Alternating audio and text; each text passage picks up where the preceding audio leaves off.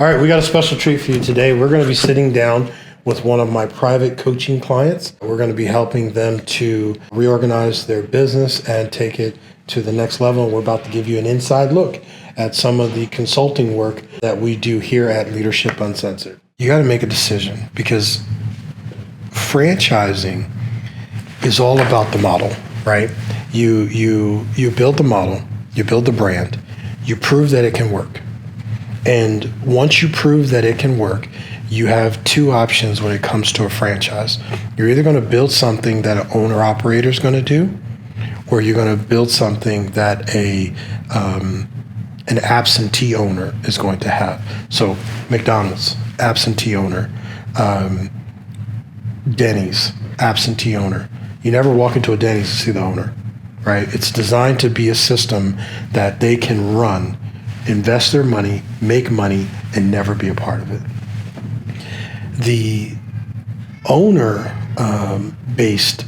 franchise is one where typically you want to be able to give them a living wage and work for themselves. That's six figures, right? Is what you want.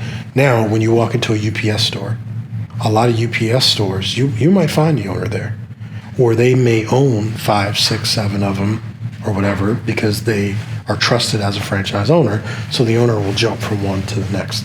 We launched a franchise called Nerds on Demand, same time that Geek Squad came out, because Geek Squad was a very small company initially. Best Buy put up that they wanted a concession in their stores for a service company. So we put in a bid for it, Geek Squad put in a bid for it, and there was another company that put in a bid for it. Geek Squad won it. And, you know, the whole nerdy outfit with the black pants with the white socks and all that, literally that just took off. And then you start seeing the little bugs running around with the Geek Squad logos and all that. That's a concession idea.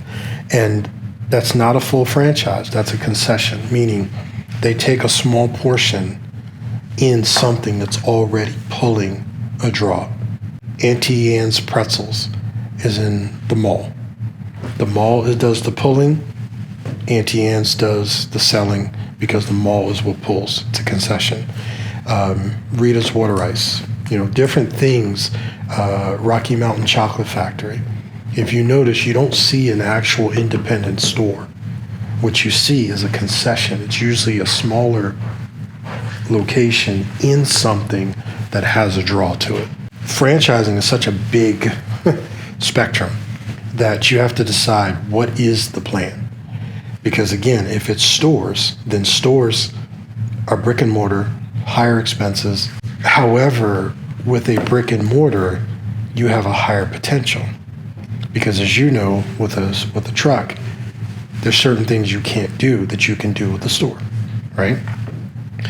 Krispy Kreme was one of I think, the most horrific failures when it came to franchising, because they tried to make every store a production center.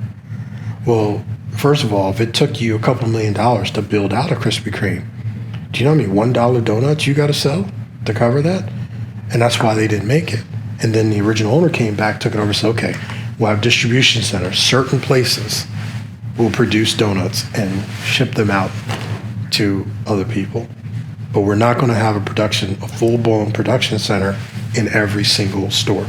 If you're going to stay with the business, the brick and mortar side, then you got to get your brick and mortar together. And it's the small things that people notice. I believe y'all can do it. Yeah. I wholeheartedly believe y'all can pull this off. However, I'm talking more of a general term. If anybody came in and said, I'm going to give you money, the one thing, and I'm just being real, the one thing I'm not going to do is fight with you. So, because if you could have done it, you'd have done it already. Right. That's how an investor's going to look at it.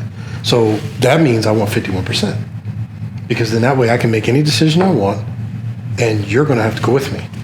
Now, when we get to the end and we split the money, 49% of millions is far better than 100% of zero, because it's not making money currently.